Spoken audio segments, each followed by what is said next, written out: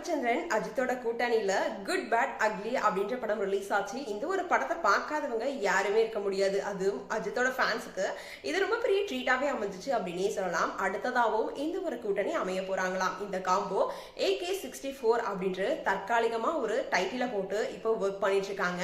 இந்த படத்துக்கான அப்டேட்ஸ் எல்லாமே ஜனவரி மாசம் வந்துடும் அப்படின்னு சொல்லப்பட்டு இருக்கு. எப்படா வரும் அப்படின்னு அஜித்தோட ஃபேன்ஸ் மட்டும் இல்லைங்க, எல்லாருமே வெயிட் பண்ணிட்டு இருக்காங்க. சரி, இந்த படத்துல ஹீரோயினா யாரு நடிக்க போறாங்க அப்படின்னு கேட்டீங்கன்னா எல்லாம் நமக்கு தெரிஞ்சவங்க தான்ப்பா. ஏன்னா விடாமுயற்சி படத்துல ரெஜினா நடிச்சாங்கல்ல, அவங்க தான் இந்த படத்துல இம்பார்ட்டன்ட் ரோல் பண்ண போறாங்க அப்படின்னு சொல்லப்பட்டு இருக்கு.